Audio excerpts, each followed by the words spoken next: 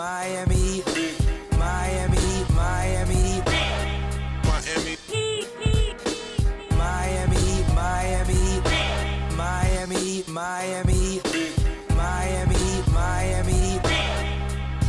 It feels like Miami. Welcome to the Miami Heat Beat postgame show. I'm Giancarlo Navas, and I don't have a massage gun to throw. With me today, we got co-host of Stream Beat, host of Pregaming, Franky G, our 2K coach. Mark Cuban tears. Why? What happened with Mark Cuban? He shot 43 throws. That's why. Oh, that's rolling around. Shout out to Brass Jazz for that tweet. We got Kenny Spence from Pregaming. What's up, Kenny? What's up, man? We just did the pregame a few hours ago. I feel like I never left the computer, but we good. What's up? We're back, baby. We got a fucking win, bro. Let me tell you, man. I was telling these guys before. I was so scared that they were gonna call a foul on Kane there. But listen, Franky's right. He made a play, and they got a fucking win. Kane is able. There's a lot to talk about Vic and what he does, and I know Franky had a couple great tweets on that, but we have to start with he broke a record that none of us knew existed. I want to ask. Season's so weird. I want to do something a little strange. Franky, did you think that they were gonna break the record? Because they started to bring it up around halftime.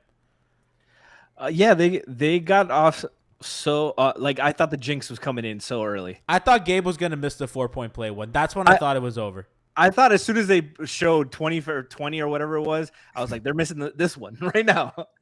Every time they fucking brought it up, I was like, they're missing it. They're missing the next one. You know, I thought the miss was coming when Jimmy was holding his hand. I thought it was like he can't. Oh yeah, no, that one. Yeah. That was the other one, or when Van Gundy said that they're not gonna miss another free throw. Hey, why not give a fucking shout out not only to the Heat for getting that win shorthanded, to our fucking community. We got Ryan Scribero prescribing with Prime. They've been 14 months. Damn. It's over a year. Appreciate you. And he says, in a season like this, it's wins like this that keep me going. Vane Hype resubscribed for another month at Tier 1. They've been 25 months OG right there. And they say cease and desist from throwing massage guns. We know that Deadman likes to give out cease and desist, and the refs told him cease and desist. And we're going to get into the mechanic later, and I know Brass is cooking up something for him, hangover time on Thursday against the Bucks. So you guys want to watch that because Brass is already in the lab cooking on that. Well, hold on. Deadman did contribute something else besides that. 2 of 2 from the free throw line, helped out with the the most he's helped all season. I thought your tweet about him getting himself ejected was the best contribution. That was great. I mean, listen, he's done nothing but fuck. He was a -3 today, and I was watching. It looked so bad the time he was out there. It was like the tallest person on the floor shouldn't be like a free lane to the basket for the other team. Do you know that? That video of that old guy like checking people in security, but he's like really not. That's Deadman as guards come into the paint. It's just non-existent. Like, you're good. You're good. What a fun game, Franky. So I want to talk about the game winner. As we kind of branch out to everything. They don't call a timeout. Oladipo pushes the ball. Jimmy's able to kind of seal his man in position. Jimmy, grown ass. Listen, that was some Al Jefferson footwork right there. Gets the pump fake, the through step, and one. Makes a free throw. That was another time that I thought, oh my god, if he fucking misses this, since I'm throwing my phone. Gets, I think, his first game winner this season. Franky, talk to me about the end of that game, that play, what you liked, because I saw you tweet a couple things that I absolutely agreed with. Well, I think Depot's aggressiveness there in the scramble there. Going off the rebound, get the stop. He knocks it forward and starts pushing it right away. Doesn't wait, doesn't grab it like a lot of players tend to do in that situation. Grab the ball to secure the possession. He's going with the mindset to be aggressive. Like, this is a winnable game, winnable possession right here. He's looking to push, and this forces OKC to run back in transition and pick up. And they're running back, and then they have to stop ball. Then they have to look up and match up. And by that point, Jimmy's already done a great job running ahead under the basket, ceiling position. Depot makes a great post entry pass, and Jimmy does the rest. But this is why they have to be aggressive more often and push pace. We've talked about pace control and their relation and their dejection from running the ball. This is the kind of good things that happen. You have athletes in Depot and Jimmy and Bam. You got good trailing shooters and Tyler. Tyler's one of the best trailing shooters in the league. Like, this is the benefit of that. And I would love to see more of it as the season goes on. But that's another topic of discussion. But I love the aggressiveness, just not settling, not grabbing the ball, calling a timeout so we can take a contested buzzer beater. And listen, and the game against Brooklyn, like, you know, as much as we love a Spo out of timeout play, you're never gonna get, you know, with a team that's limited on offense like this, Kenny. I don't think you're ever gonna get the best look kind of from a set piece in the half court, right? You may get an open three now and then, but like, even listen, Jimmy got a shot at the rim and help came, and then you leave that up to the officials to kind of make that call for you or not late in game. So I'm with Franky, man. I love kind of the flow, what Vic gave them. And I'm happy that Spo kind of let him run it out. Franky, you always say, sorry, Ken, I'm gonna go to you, but I want to highlight something that Franky says a lot, that he's like, Spo has become a very rigid coach, and I think this is a good example of him kind of not doing that, kind of not being a control freak, and kind of letting them go. Yeah, it's just these things where I get frustrated where he would trust 30 and 11 guys. He'd be like, Luke Babbitt, he's not shooting far enough. Luke Babbitt, neon green light. Yeah, he's only shooting from 28. I want you to space the floor from 35. And then you look at it and like, Luke Babbitt's shooting 37%. Why does he need to shoot more? And he's off. Like, why are you giving him the green light? And like, certain guys don't have this green light and the freedom. Like, it's just stuff like that that's been bothering me, and it's gotten worse over time. You know, for the most part, they've been a pretty good non-turnover heavy team, and then we still run this very slow-paced, very limited movement offense in the fourth quarter, so they can get that. You know, they're trying to get a shot up. They don't want to turn the ball over, but our offense doesn't turn the ball over. Like, trust your guys, just run offense. It's not like this isolation crap is working. Cooper Moorhead for Heat.com said that they have like they're like the worst second half team in the league this year offensively. Oh, like, and tonight showed. Yeah, I mean, tonight's a little different. Obviously, I know that's fair. You're absolutely right. But you know, we talked about this in pregame, and we expected a lot more zone that we've seen in like this recent stretch because they had like 8 guys available. But just stuff like that you know, we see it work when they're shorthanded, and I'm like, this can carry over. Like, you can do these kind of things when you're fully available. Why aren't we doing this? Kenny, good win, good win. Like, I know they eked it out. It was frustrating. You know, I think it's good. I'm with you, man. Yeah. So the thing me and Frankie pointed out in pre-gaming is the Thunder. The perception of the Thunder is that they're like this bad team is looking to tank, and that's not the case at all. Now they're 18-23, which isn't horrible in the Western Conference. They're not looking to lose. And they have a superstar in Gilegous-Alexander. They have great role players in Dort, Giddey, and so they are a good team. And so I think this is a good win against a good team, especially shorthanded as they were. They didn't have Bam as their safety net tonight, and it still worked out. Or Tyler. They're the Raptors of the West. They're 18-20. Jesus Christ. I saw Speed the Smolnik in chat said he'd have 15 games this season decided by 3 points or less. That's fucking crazy. That's like half their games. But you know what? I think that's going to end up paying off for them in the long run. Because when it does come down to it in the playoffs, it'll be ridiculous that this team won't. They gotta find solutions. So, they gotta. Yeah, I think these reps are good though. I will say, I do think that they've stumbled onto something that I do think that when there's not a super short clock, I think that they let Tyler do a lot of the late game stuff, which I think is just generally positive for them. And if they need a 3-point shot, they go to him and they run good stuff for him. And I like kind of seeing that. And I think that, you know, Jimmy kind of gets his moments. I thought, again, the Brooklyn game kind of came down to a play at the rim, and I think, you know, you're nodding, Frankie. I think we take that every time. So I think they're figuring it out. I just think they can't. It's a little frustrating that they can't pull away from teams. I think tonight's an excuse. You know, they were missing so many guys, but it's just kind of more of a symptom than anything. I'm still getting over something, guys. So I think excuse part the of cough. the not being able to pull away from teams is just the lack of shooting. And it's consistent rough. shooting like that's the difference maker. Like you talk about this a lot. You talked about this last time, that, a 9-point lead in a minute is nothing. Like teams do that all the time. He can't do that because they can't hit fucking threes, and they don't push. They force turnovers, but they're not like a great fast break team because they're not super athletic. They're not. This isn't like the big three that you turn the ball over, it's a highlight dunk waiting to happen. You saw today they had a 3-on-1 and they blew it. Josh Giddey stopped them. Like they don't have the athletes to kind of get that, and they don't get easy buckets. Everything is hard.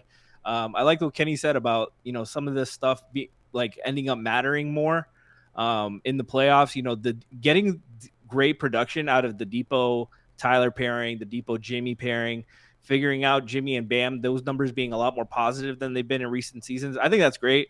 If they get a couple more pieces, like we've talked about it ad nauseum, I think they can turn some stuff around. But it remains to be seen. Pat's got to wake up. Pat's got to wake up. He was seen at the game fast asleep. That was funny. He did look Kenny. He did look like he was napping. But you know what? That's how you know he doesn't use that burner account that's floating around, because he would know not to do that on camera if that were the case. That shit was so funny, bro. I'm like, oh my God, wake up, bro. Like, look up. Because every time they did it twice. So that shit was funny. Real quick, also, Stan Van Gundy, don't do nicknames. Leave the nicknames to us. Yeah, it was rough. Yeah, he kept calling him Jimmy Free Throws, not Jimmy Buckets. Yeah, the joke didn't work, and he kept trying to execute it. He really did. It was really the J.R. Smith 27-footers of jokes on broadcast. it just kept coming, and you're just like, please make it stop. And it just never did. I love Stan, though. I'm always he's my favorite national analyst, but I think the jokes just shouldn't. You know what? Jeff should stop joking too. I'll say it. I like Jeff. I'm in on Jeff. I like Jeff when he's not with Mark. I feel like Stan does it partly though because he knows the Lebatard show's watching. He kind of like eggs him on. They don't watch none of those. They don't watch Heat games. That's the only game they don't watch. He knows Ryan Cortez is watching. Right, Cortez is watching. Cortez holds it down. What a life for Cortez. I saw a clip rolling around. It was Jessica was saying like, all you guys do is talk about the Canes, the Marlins, the Dolphins, the Panthers, and she just kept going, and she did not mention Heat at all. And I was like, appropriate, absolutely appropriate. Deadman had I think the highlight of the day is Deadman throwing the massage gun at the crowd, or he hit the table. What? I don't know. Does anybody know what happened? Did he hit the table and the massage gun flew? It was just a very dead. Or did he chuck it? Because I couldn't tell from the video. He hit the table, and I do want to point out, like, Vane Hype says he slammed the table and the gun went flying. Yeah, so I'll start off by saying I understand like Deadman's frustration. He's playing horrible. He's in a contract year. If you remember, like, he was out of the league. Yeah, when his foot's fucked up. It's a very frustrating time. It can't be fun to be minus 80 every game. Yeah, so I get him hitting the table, but it's also hilarious that stuff happens all the time with no consequence. But the massage gun, heavy ass massage gun, flying onto the court and bringing attention to it. Like, it's just such a Deadman thing for him to end up in that situation where he actually gets in trouble for something guys do multiple times a game. And the funniest part is that ejection was what led them to Kane at the 5, which honestly, not horrible. He played great minutes at the 5. I was in on it. That shit was saying he saved Spo from himself. That's why I was like, finally, the ref's on our side. I was saying they got to go small. Like, I'd rather not see Deadman at all. And he was like, bet, I got you. Also, 5 minutes, that's all you get from me. Deadman's wife is fighting with Alf on Twitter, so I have no idea how this is going to end up tonight. Wait, really? Yes. Yeah, she's saying Cap that they sent us a cease and desist. I have the fucking emails, lady. Why would we make this up? I am gonna feel your bad fucking if attorney nothing went about rogue. that, and it was just his attorney. Agent and your attorney went rogue. Your agent told us. Literally, we said, fuck your attorney. We bypassed the attorney and went straight to the agent. And the agent's like, no, yeah, we said that. I was like, oh, okay, bet. Thanks, bro. To us. Yeah. Oh man, that's unfortunate. Yeah. So everybody says they're gonna cut Deadman. They're not gonna cut Deadman. That's Yes. gonna get traded. I believe the Spurs aren't even at the salary floor yet. So No, they have money. they'll move him. Like they'll move him if they don't want him here. He gone. And hopefully Riley will protect Spo from Spo. Just I get hope him. that's the last we see of him. God damn it. It was funny because like, obviously like they've come back from like worse things, right? Like Jimmy was gonna kill Spo, but this is a guy that's not playing well. Just straight up unprofessional on a night when you're dressed 9 people and you're the only hold other on. center. And straight up unprofessional after 2 games ago being straight up unprofessional and having that fucking clip of him getting the ball stolen, arguing with the refs. Oh yeah. And then gave the middle finger. Yeah, giving the middle finger right after. Like, I didn't even notice it until you pointed. Wait, where was the middle finger? Oh, He yeah. When he's on the floor. after the foul, he was on the floor and flicked off I think it was Thomas Bryant. Wow. It was the funniest. It's honestly like my favorite play of the year. It was just so funny, and it's like when somebody's gonna ask you, depending on how the playoffs go, what were the 2022-23 Miami Heat like? I'm sending that clip. Put that shit in a fucking time capsule. That and the picture of Deadman laying face down. The one with Kyle. I think so. That was so good. God, that was so funny, man. This killed me. I want to ask you guys a question about, because the offense today, I don't really know how to feel about it, because obviously they got a lot of free throws because they attacked the paint. Jimmy in particular, 23 free throw attempts is fucking crazy. Gabe had 6. Depot. I'm surprised that Gabe had 6 and Depot had 2. But that was the result of just attacking the paint, right? They didn't get a ton of assists tonight. They only had 18 assists. And again, so much of that is because they got 40 free throws. Yeah, absolutely. And they had more. They had 31 field goal makes. 10 free throw attempts, right? 10 3-pointer attempts. So I don't know how to feel. Like, Frankie, like, do you think of this as a good offensive performance, or do you look at it like, man, they got lucky that OKC's foul machines? Obviously I don't count on the 40 free throws a game, but I like the mentality that especially Jimmy and Depot had, attacking the paint, getting into the paint, getting 2 feet in the paint. We talk about that a lot. Like, Gabe didn't have a great night overall, but he did a good job getting into the paint too. Needs to do better about the turnovers and stuff. Like Siobhan said on the timeline that she wants to see him play off ball a little bit more. But tonight was one of those nights where we needed him, and they did a good job penetrating. And I thought it was. I've said it for years that I want to see them go inside out first. Like I think that's more sustainable and repeatable.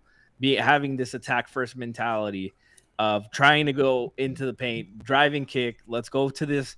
Yeah, like Spo did so well when he focused on driving and kicking. Like, the offense looked great, the results good, and I feel like the roster is built for that. Like, more of a driving kick instead of an outside in offense, especially with these streaky shooters. I think I think that's a repeatable thing. Like, I think Tyler and Bam need to focus in a little bit more on that, and Kyle too, since they're the other high possession, high usage guys. I think that they have that mentality of, we're getting in the paint, and if we don't have a shot, we're kicking it. And that guy, if he doesn't shoot the 3, he's going and attacking a lane. Like, this catching and holding shit, I'm so tired of it. Yeah, I did want to add to that really quick. I would call it a good offensive game because of that. Usually their offense is very stagnant, at times they don't get much done. So to see them in attack mode every possession, and it's not like there were a bunch of bad calls or a lot of flop or anything. They were really getting into the paint and earning those fouls. And so I would call it a good offensive possession because of that. The shooting outside of that obviously could use some work. Could have used work all season, but I do like that direction they headed in tonight as far as just being in full attack mode. I'm with you. I think that just them putting any kind of pressure on the rim is just important. They just get none of it, and really, if it doesn't come from Jimmy, it just doesn't come. And I don't think that's solved. But obviously, like, when you get a performance, I mean, this is a kind of performance, Frankie, that I think we expect from him in the playoffs. right? Like we want, and I think we know he can do it, right? Like, okay. And tonight I think was kind of that mindset. It's like, I'm the only guy here. I'm the only, like, you know, of my regular starters here. You know, I have to take it upon myself to play this game like the way I know how to. Fucking head first to the rim, and it's gonna.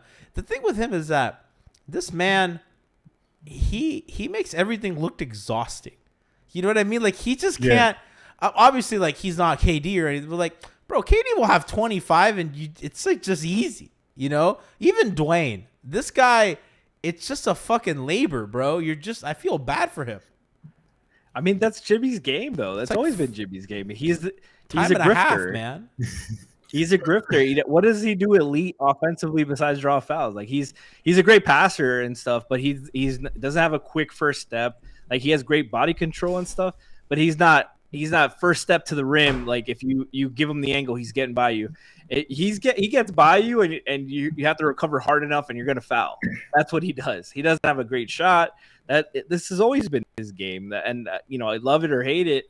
That's who he is, and like it's funny. Like we talk about the bubble finals and stuff, and how great he was, and that performance, and it's like LeBron slept walk to the same numbers like that, but it looks so much more impressive because Jimmy doesn't look like he should be capable of doing it.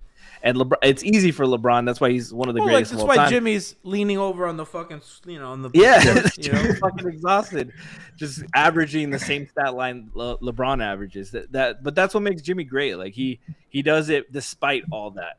Mm-hmm. He's one of that's one of the coolest sports pictures I've ever seen. Obviously a little biased, and you know I remember being in the moment, but that picture just goes hard as fuck. But if they would have won that series, that picture would be everywhere. Oh my god, if they win that series, that's like I don't even it's know. It's an iconic picture if they win it. Yeah. I mean, obviously one of the least watched NBA finals of all time, but you know, still it's fucking, it would have been a crazy ass sports. I mean, it probably, if it goes to game 7, that attracts people, but yeah. Real quick, let's try to close out the show with talking about their zone, because boy, did they play a lot of it today. Listen, OKC in the half court, you know, 87.9, you know, points per play, you know, offensive rating in the half court. That's pretty good, you know, for such a shorthanded team, considering they were playing Jamal Cain at the 5. Franky, how, you know, the evolution of their zone has kind of been interesting. They used to play a very aggressive zone, right, with kind of their big guys at the top, you know, and they kind of put a lot of pressure on the ball. It's changed to, I feel, a much more traditional zone, and I feel like they're going to it most. I think they've kind of gone away from it when they're healthy for long stretches, but like when they're shorthanded, that's really kind of the bread and butter of their defense. How do you feel about it? How do you feel about it going forward, and how it's progressing throughout the year? This feels like a callback because my very first, one of my first Heat Beat episodes, we were talking about the zone. But yeah, it's had to change. Like they played it that way with Iggy and Jay at the top out of necessity, just because you don't trust Goran and Kendrick to stop guys in the top. It was much easier to have, you know, Myers or Bam in the Redacted and Bam at the bottom and rebounding and fighting for boards, while having those guys who were, you know, while not traditional ball, you know, point of attack stoppers. I mean, Iggy in his prime, yeah, but not Miami Heat Iggy. Those guys were great at deflection and they were big bodies. Now you have guys like Gabe and Depot and Kane and Caleb that you can throw at the top, and they're good point of attack defenders in man. And now they can just stop ball, stop ball at the point of attack at the top and disrupt things. And then you get to play your forwards at the bottom, and Jimmy gets to be at the nail a little bit more, gets the help from the wing and help off a weak side. And it also helps your rebounding, just being a little bit more traditional. So you don't have Goran, 6'2" Goran or 6'1", 6 feet Kyle inside. Like you can match up a little bit better on the boards, and it helps everything out. I think playing this much zone is going to be like, you know, obviously you have guys that haven't really played it in the NBA, and guys that haven't really played together tonight and like playing more minutes and everything, you know, just a lot of factors that go into why they struggled at times.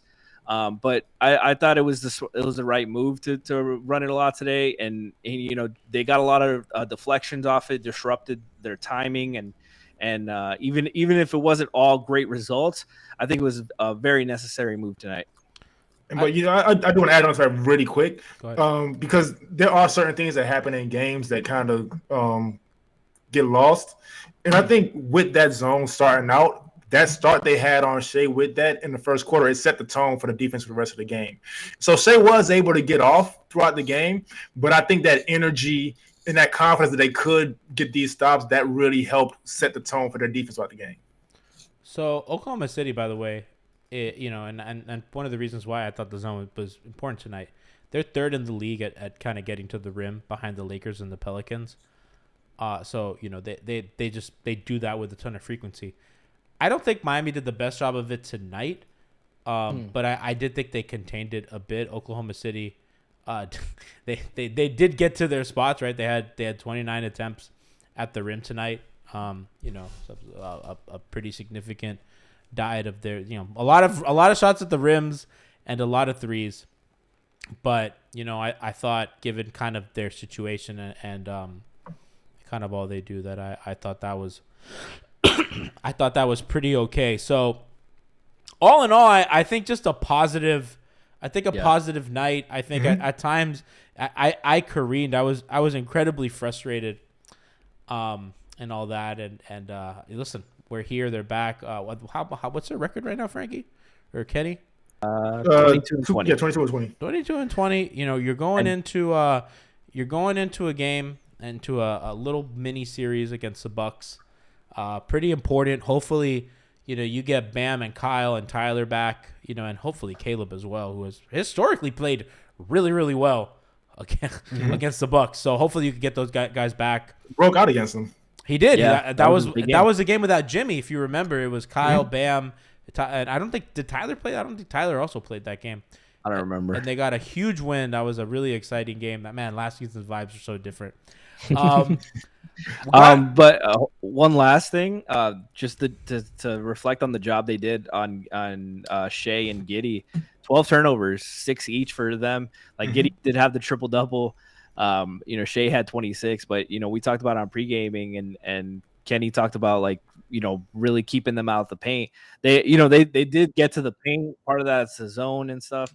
But I think they did a very acceptable job for that, for considering what they had to offer. Franky, and I like what their zone looks like against these kind of more ball dominant guards, right? Because you see Giddey, he would turn the corner and even if it's Oladipo on him, he has 2 or 3 guys kind of crowding him, when he kind of comes off any pick or anything. So it's just generally positive, and he hit a tough shots, and he's just such a good player. So I understand why Spo likes it. He's always been a guy who loves to swarm the ball, kind of rotate, move, everybody be on a string. So pressure. All that.